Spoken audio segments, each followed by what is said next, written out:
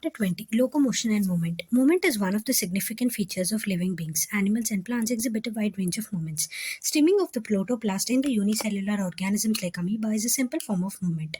Movement of the cilia, flagella, and the tentacles are shown by many organisms. Human beings can move limbs, jaws, eyelids, tongue, etc. Some of the movements result in the change of place or location. Such voluntary movements are called locomotion. Walking, running, climbing, flying, and swimming are all some forms of locomotory movements. Locomotory structures need not be different from those affecting other parts of movement. For example, in paramecium, cilia helps in the movement of food through cytopharynx and in locomotion as well. Hydra can use its tentacles for capturing its prey and also use them for locomotion. We use limbs for changes in the body postures and locomotion as well. The above observations suggest that movements and locomotion can be studied separately. The two may be linked by stating that all locomotions are movement, but all movements are not locomotion. Methods of locomotion performed by animals vary with their habitats and the demand of the situation. However, locomotion is generally for search of food, shelter, mate, suitable breeding grounds, favorable climatic conditions, or to escape from enemies or predators.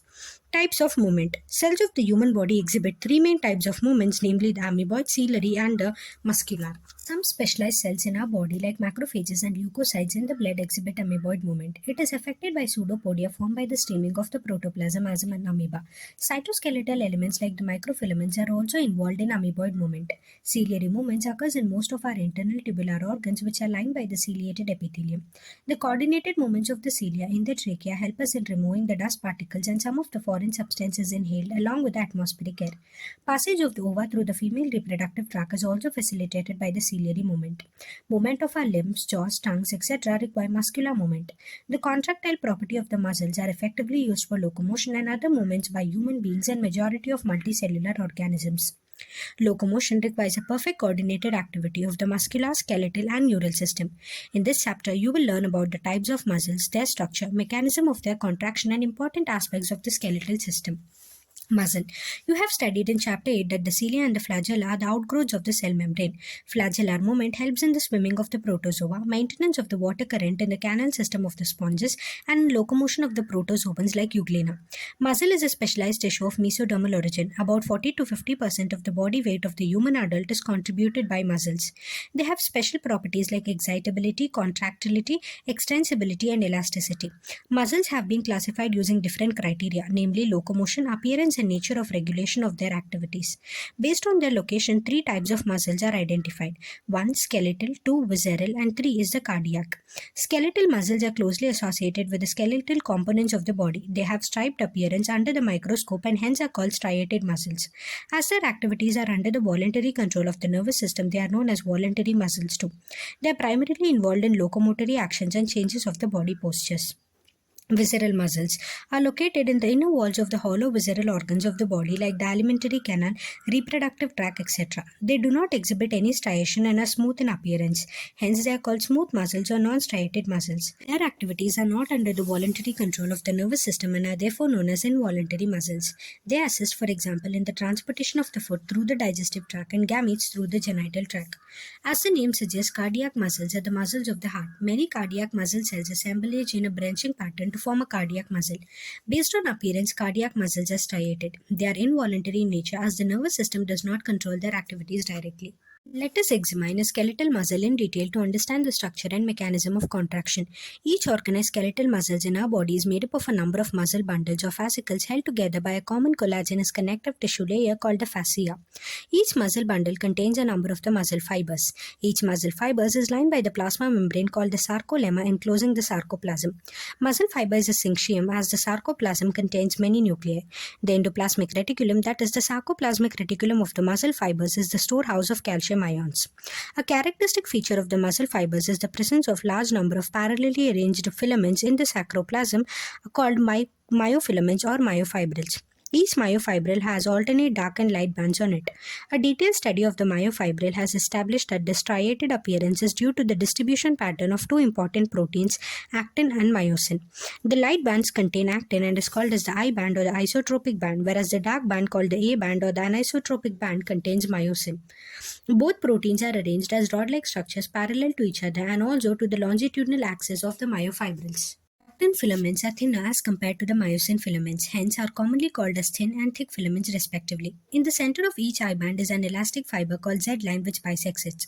The thin filaments are firmly attached to the Z-line. The thick filaments in the A band are also held together in the middle of this band by a thin fibrous membrane called M-line.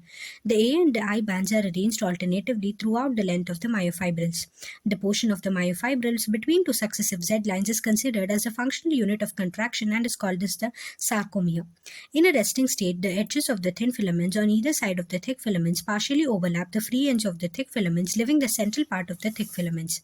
This central part of the thick filament not overlapped by thin filaments is called as the head zone. Structure of the contractile proteins. Each actin thin filament is made up of two F filamentous film actins helically wound to each other. Each F actin is a polymer of the monomeric G globular actins. Two filaments of another protein, tropomyosin, also run close to the F actins throughout its length. A complex protein troponin is distributed at regular intervals on the tropomyosin. In the resting state, a subunit of troponin masks the active binding sites for the myosin on the active filaments. Each myosin thick filament is also a polymerized protein. Many monomeric proteins called the meromyosins constitute one thick filament. Each meromyosin has two important parts, a globular head with a short arm and a tail. The former being called the heavy meromyosin HMM and the later the light meromyosin LMM. The HMM component, that is the head and the short arm, projects outwards at regular distance and angle from each other from the surface of the polymerized myosin filament and is known as the cross arm. The globular head is an active ATPase enzyme and has binding site for ATP and active sites for actin. Mechanism of muscle control. Mechanism of the muscle contraction is best explained by the sliding filament theory, which states that contraction of a muscle fiber takes place by the sliding of the thin filaments over the thick filaments. Muscle contraction is initiated by a signal sent by the central nervous system CNS via motor neuron. The motor neuron, along with the muscle fibers connected it to constitute a motor unit. The junction between a motor neuron and the sarcolemma of the muscle fiber is called the neuromuscular junction or the motor end plate. A neural signal reaching this junction releases a neurotransmitter acetylcholine, which generates an action potential in the sarcolemma. This spreads through the muscle fibers and causes the release of the calcium ions into the sarcoplasm. Increase in the Ca2 plus levels leading to the binding of the calcium with a subunit of troponin on active filaments and thereby remove the masking of the active sites for myosin. Utilizing the energy from the ATP hydrolysis, the myosin head now binds to the exposed active sites on the actin to form a cross bridge. This pulls the attached actin filaments towards the center of A band. The Z line attached to these actins are also pulled inwards, thereby causing a shortening of the sarcomere, that is contraction. It is clear from the above steps that during shortening of the muscle, that is contraction, the I bands get reduced whereas the A band retain its length.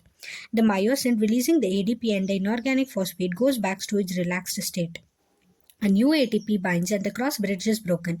The ATP is again hydrolyzed by the myosin head and the cycles of cross bridge formation and breakage is repeated, causing further sliding. The process continues till the Ca2 plus ions are pumped back to the sarcoplasmic cisternae, resulting in the masking of the actin filaments. This causes the return of the Z lines back to their original position, that is relaxation. The reaction time of the fibers can vary in different muscles. The repeated activation of the muscles can lead to the accumulation of the lactic acid due to anaerobic breakdown of glycogen in them, causing fatigue. Muscle contains a red-colored oxygen-storing pigment called the myoglobin. Myoglobin content is high in some of the muscles, which gives a reddish appearance. Such muscles are called the red fibers. These muscles also contain plenty of mitochondria, which can utilize the large amount of oxygen stored in them for ATP production. These muscles, therefore, can also be called as aerobic muscles. On the other hand, some of the muscles possess very quantity of myoglobin and they appear pale or whitish. These are the white fibers. Number of the mitochondria are also few in them, but the amount of sarcoplasmic reticulum is high. They depend on anaerobic process for energy. Skeletal system consists of a framework of bones and a few cartilages. This system has a significant role in the movement shown by the body. Imagine chewing food without jaw bones and walking around without the limb bones. Bone and cartilage are specialized connective tissues. The former has a very hard matrix due to calcium salts in it, and the latter has slightly pliable matrix due to chondroitin salts. In human beings, this system is made up of 206 bones and a few cartilages. It is grouped into two principal divisions, the axial and the appendicular skeleton. The axial skeleton skeleton comprises of 80 bones distributed along the main axis of the body. The skull, vertebral column, sternum, and ribs constitute the axial skeleton. The skull is composed of two sets of bones, cranial and facial, that totals to 22 bones. Cranial bones are 8 in number. They form the hard protective outer covering cranium for the brain.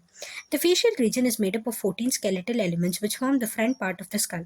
A single U-shaped bone called the hyoid is present at the base of the buccal cavity, and it is also included in the skull.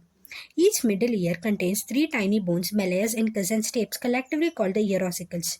The skull region articulates with the superior region of the vertebral column with the help of two occipital condyles, dicondylic skull. The vertebral column is formed by 26 serially arranged units called the vertebrae and is dorsally placed.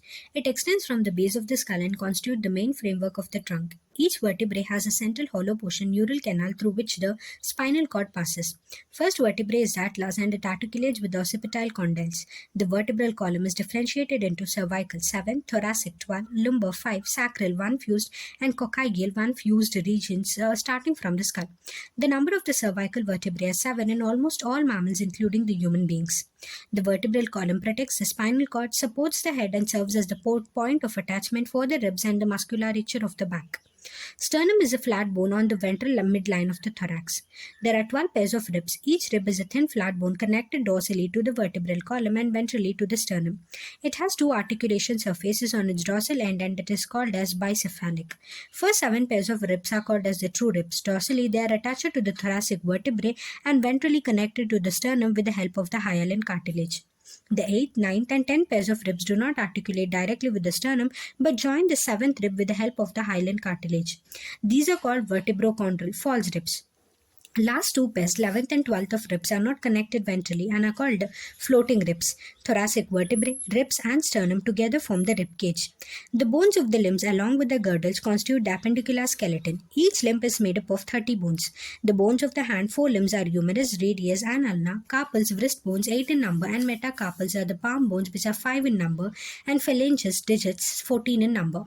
Femur, thigh bone, the longest bone, tibia and fibula, tarsals, ankle bones 7 in number, metatarsals 5 in number, and phalanges, digits 14 in number, are the bones of the legs, hind limbs. A cup-shaped bone called the patella covers the knee ventrally, kneecap. Pectoral and the pelvic girdle helps in the articulation of the upper and lower limbs respectively with the axial skeleton. Each girdle is formed by two halves. Each half of the pectoral girdle consists of the clavicle and the scapula. Scapula is a large triangular flat bone situated in the dorsal part of the thorax between the 2nd and the 7th ribs. The dorsal flat triangular body of the scapula has a slightly elevated ridge called the spine which projects as a flat expanded process called the acromion. The clavicle articulates with this. Below this acromion is a depression called the glenoid cavity which articulates with the head of the humerus to form the shoulder joint. Each clavicle is a long, slender bone with two curvatures. This bone is commonly called as the collarbone. Pelvic girdle consists of two coxal bones. Each coxal bone is formed by the fusion of the three bones, ilium, ischium, and pubis. At the point of fusion of the above bones is a cavity called acetabulum to which the thigh bone articulates. The two halves of the pelvic girdle meet ventrally to form the pubic symphysis containing fibrous cartilage. Joints. Joints are essential for all types of movements involving the bony parts of the body. Locomotory movements are no exception to this.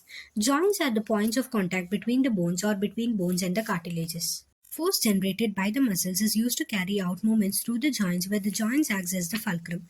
The movability at these joints vary depending on different factors. Joints have been classified into three major structural forms, namely the fibrous, cartilaginous, and the synovial.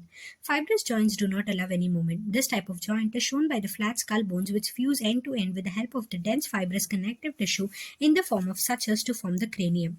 In cartilaginous joints, the bone involved are joined together with the help of the cartilage. The joint between the adjacent vertebrae in the vertebral column is of this pattern and it permits limited movements.